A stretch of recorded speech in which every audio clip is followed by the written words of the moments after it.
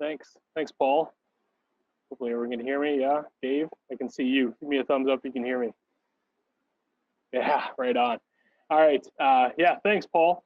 A little bit about Paul. I come from Paul's coaching tree, I guess.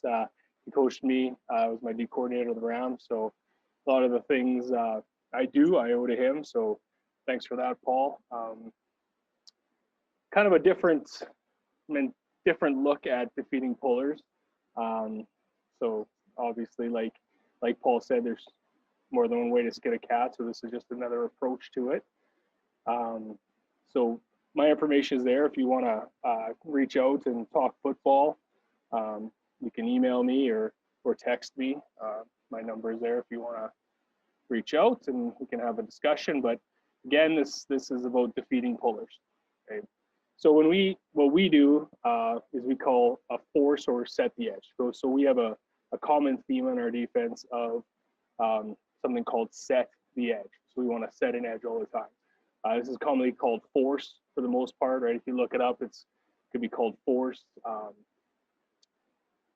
So the first thing you should ask, and kind of what Paul alluded to too, is why do teams pull? Why are they pulling a lineman? Why are they pulling tight ends? Why do they pull a fullback, right? Or why do they sub a slot back? Essentially, what they're trying to do is they're trying to out gap you. They're trying to create a gap on the opposite side of the field where you might not have a gap defender. All right, so our philosophy is based upon how do we defend what they're trying to accomplish, essentially. Okay, so our force, our philosophy behind it, essentially the objective of force is to compress the gap and not let the ball carrier get outside of you. Okay, so we're trying to box everything, another term for it. All right, I know we had a presentation last year of the terminology of football. I think that was Coach Harrison. And again, this is another example of that force, box, set the edge. There's a lot of different terminology for that. So essentially with force, we accomplish this by being very tight off the down block. Okay, we want to replace the down block essentially and collision the upfield leg or shoulder of the puller. Okay, so we're going to essentially try to collision that puller. We try to maintain an outside free arm to make the tackle if the ball carrier decides to try to stretch it or play outside. All right, so that's kind of our philosophy behind force. Okay, so here's an illustration.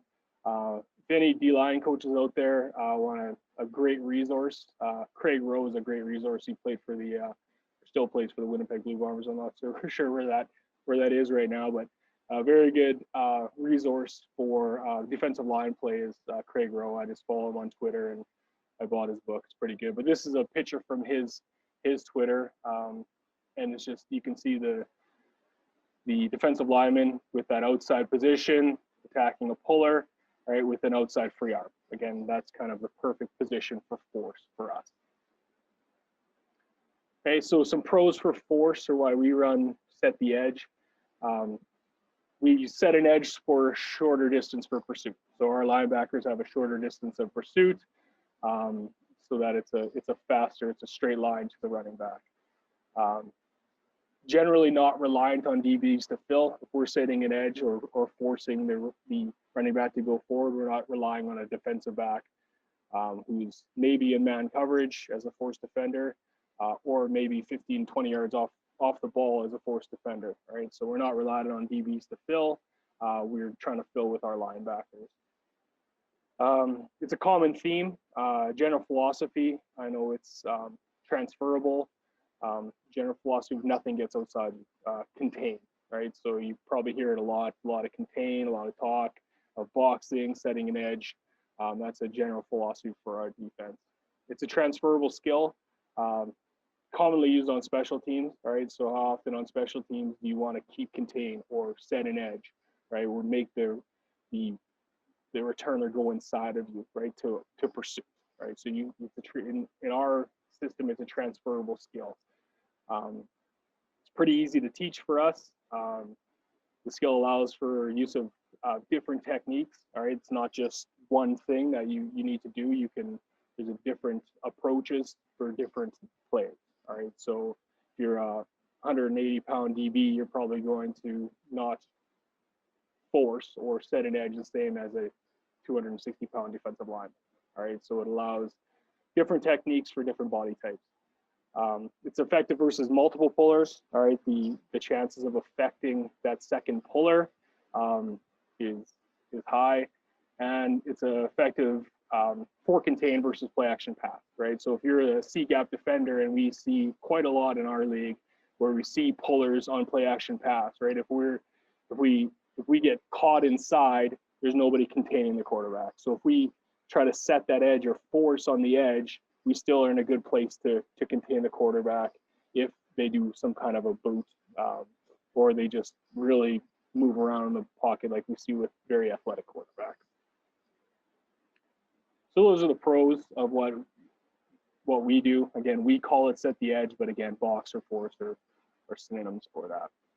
So some cons, it can be hard on your shoulders depending on your technique, right? It can be some pretty big hits in there.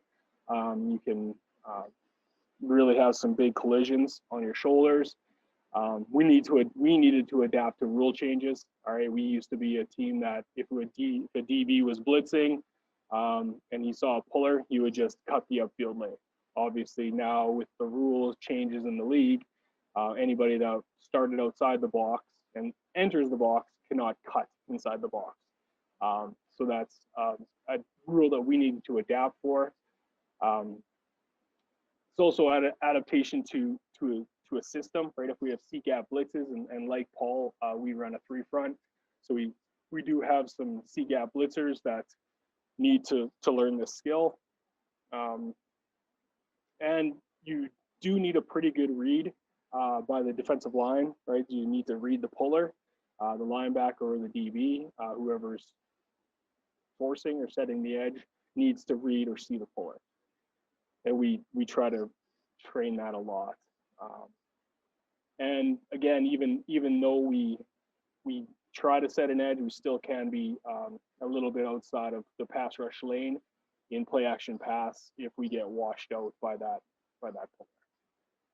Okay, so we're going to look at this essentially in two different ways. A one-man pull game where we have a true set the edge defender and as generally the C gap defender. We'll see a couple of examples where it's a B gap defender, but generally it's the C gap defender. This may be a D lineman, linebacker, or a DB, depending on the front or the puller and whatever the possible blitz is. So this again is a transferable skill. All right, so take a little look at film here. Okay, so here's an example of double tight. Okay, we're just in a 4-front here. With double tight, quite often what that does is activate DBs into the box, and it creates gaps, right? So it depends how you want to play your end against the tight end. If you're a D gap or a C gap, it's really going to influence where or how he's going to play. Okay, so we're going to see a pull onto our rush end here. Okay, all he does here is he's going to attack the upfield leg. Right, by attacking the upfield leg, he essentially creates a pile. By creating a pile, what he does is he stops the running back from going in a straight line. And after that, you'll see inside pursuit by our inside linebacker. Does a pretty good job of inside pursuing and making a tackle. All right, so what we're trying to do there is we're just trying to set an edge. Boom. All right, we get that edge set with the cut, and then our linebackers have a short distance of pursuit to the running back. So we'll see it from the end zone here.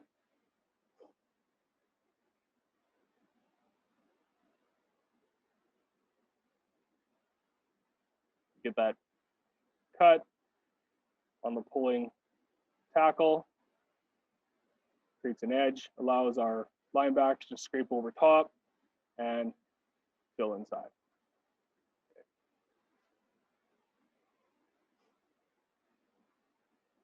Okay, here's another example. In this one, we have a blitzer, so a C-gap blitzer. So he's going to blitz. Okay, try to time it up as best as possible. He gets a pulling guard, right? He's just going to try to set that edge, right? At that point, with that edge set, ideally there's a shorter line of pursuit for our inside linebacker, which is 56 in this case, right? He gets kind of caught up a little bit, but because of the fact the running back had to stop his feet, we get good pursuit from our other inside linebacker and our free safety. So it turns into a 3-yard gain, which we'll take on first down. Okay, we'll see this from the end zone real quick. We got a blitz from our will linebacker.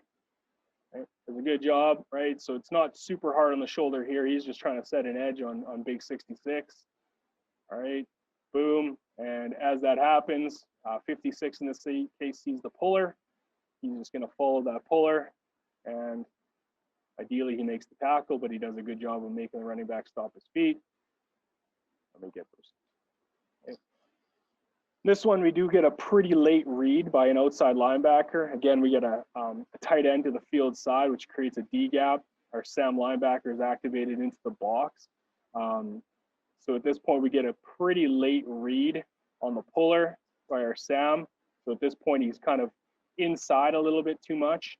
He's going to work really hard to kind of get back outside in this case, right, to set the edge. You can see the running back was trying to stretch.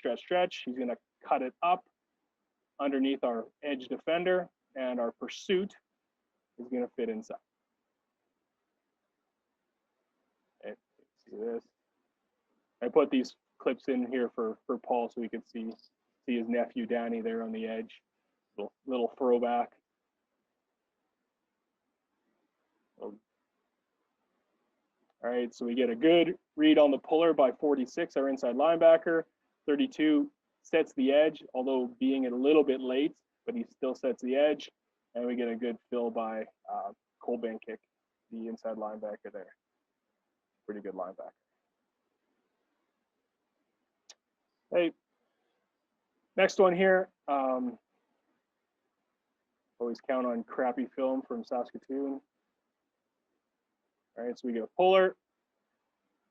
Okay, so what we see here now is an inside pull, right? And our linebacker here is going to read it and set the edge inside. So he's going to set the edge on the puller, right? Making the running back fit it up inside to our pursuit. From the end zone here, we'll see our inside linebacker reads the puller. Okay, 41 will read the puller. He's right here. Just got no reading here. He's right here, right? And he's going to see this puller coming from the boundary side. So he sees the puller, fits it, and attacks the upfield leg, essentially creating a pile, allowing it to run back to our pursuit, right? Which is from our defensive end and our nose and our backside inside linebacker. Okay, two-man pull. Again, this is ideally we want to affect the second puller, essentially taking 2 for 1. Make the second puller turn shoulders, change direction, right? The worst thing he can do is just keep going unabated to the second level, because that's what they want to do. They want to get to the second level and beat up on a DB for the most part, as I know linemen love to find a little guy out there and try to squish him. Essentially what we want to do is create a pile, again, take 2 for 1. Okay.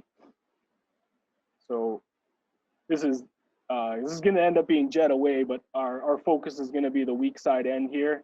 Right, he's going to see the puller. Right, he's going to attack the outside of the puller.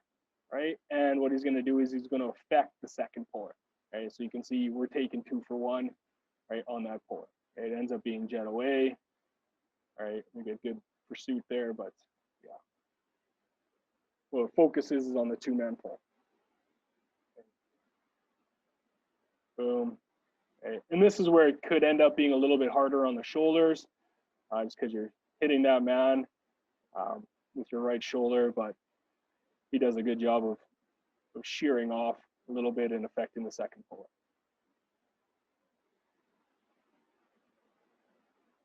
Okay. Next one here. So this is one now in our league would be deemed illegal. So we have to change this in our system a little bit, but Our Sam linebacker activates when he sees, all right, this is a base, we have a fullback, see a pulling guard, all right, he's going to attack the outside shoulder, boom, essentially affecting the second puller, not allowing him to get through. Pursuit comes after that point, right, and we get a no gain or a 2-yard gain. Okay. So our Sam linebacker is going to see the puller, create a pile, right? Pursuit's going to come and fill the edge. Okay. Ideally, again, like we said, it's going to affect the second puller. Okay. Again, we got an outside linebacker. Okay, he's not going to cut this time. He's just going to see the guard. All right, the G2 pull. All right, he's going to be nice and low, get under that puller, set an edge, force the action to come back to our linebackers. Okay, and we're not in a great situation because we're in a 5 front, but because we do a good job of pursuing, right, we end up getting a pretty good fill on that. So you can see number 9 here, Sam linebacker. He's going to see the puller, be under the puller, set the edge, right? He's nice and low, right? Sometimes it's harder to get lower than the opposite guy, but that's an edge. We get good pursuit, and again, we're forcing it inside. Right. So again, we got double tight. And it's going to kind of force our hand a little bit. We do a good job by our end taking the puller, right? He's going to get nice and low, try to affect the second puller. He doesn't affect the second puller, but because he's so aggressive and he's hitting this puller 3 yards in the backfield, the running back's got to stop his feet, right? So he stops his feet, turns his shoulders back, and we got a good line of pursuit, all right, where we have 11 guys. Okay, so our mindset or our thinking is out here we got 2 guys, over here we got 10 guys. All right, so we want to force them back to our 10 guys. That's kind of what. Okay. Would have been really, really good if our will linebacker would have played the mesh a little bit better, but we still get on 2nd and 7 they gain 1 yard. Pretty good shape. Okay. You can see that technique again, nice and low. Right, you're going to essentially attack that man's inside or upfield leg, make the running back stop his feet, and then we got a wall of pursuit.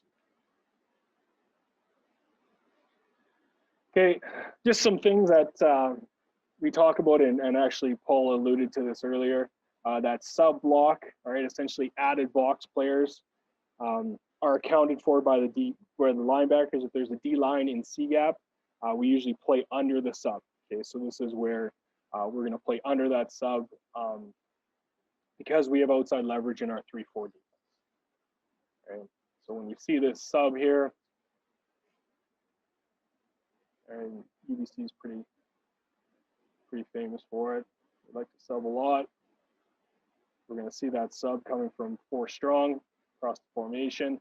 Again, we don't track or chase those subbers, so we're always going to have an outside leverage player on that. All right, so in that case, we just activate the Sam into the box, and the will would take the tracking player.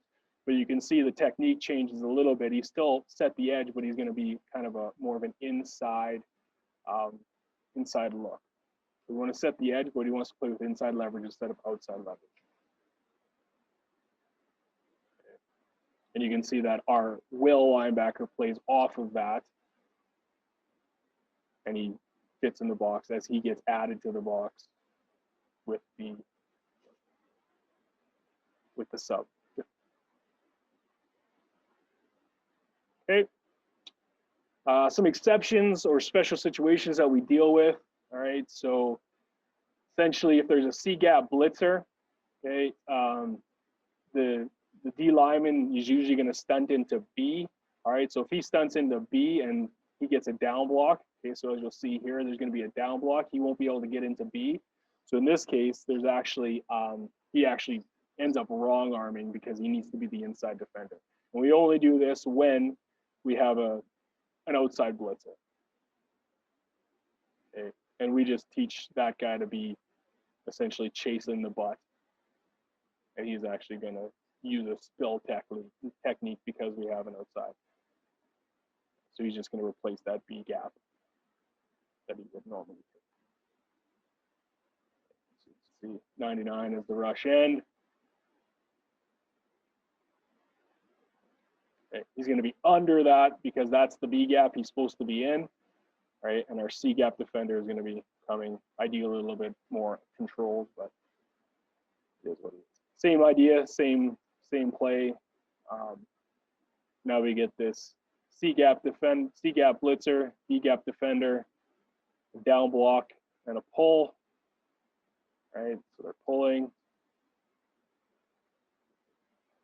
We're under it, and our blitzer is over it. So that's an opportunity to actually use a spill technique with a force technique, and we generally do that with that C gap blitz. Okay. Here's an example of another double tight. Okay, so what happens is we get good penetration here, and we force or set an edge, right, with our defensive end.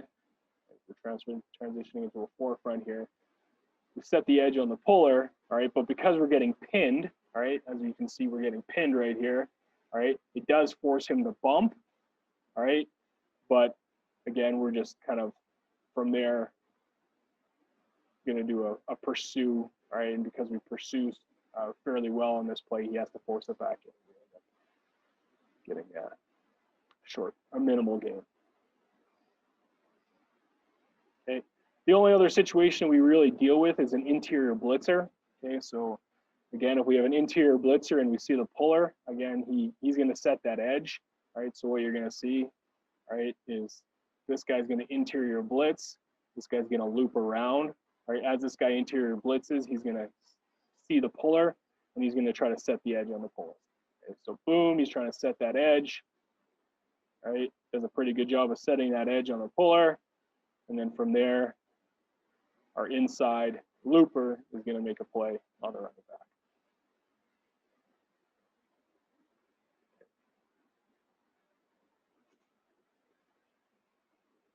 Boom, and then we get there to force push. Hey.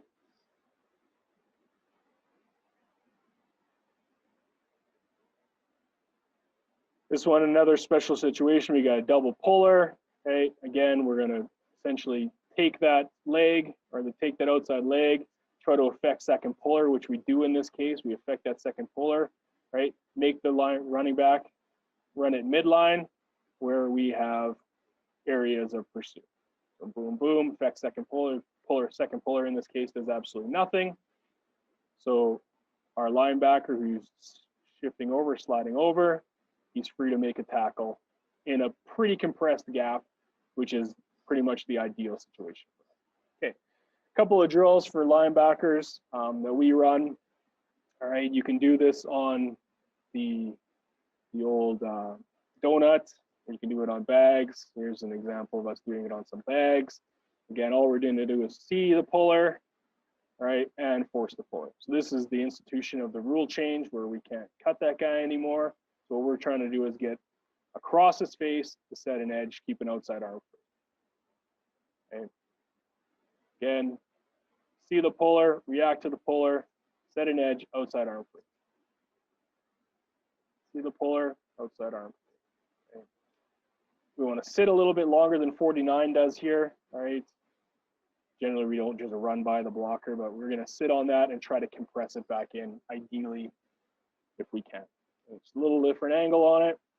See the puller, compress the puller.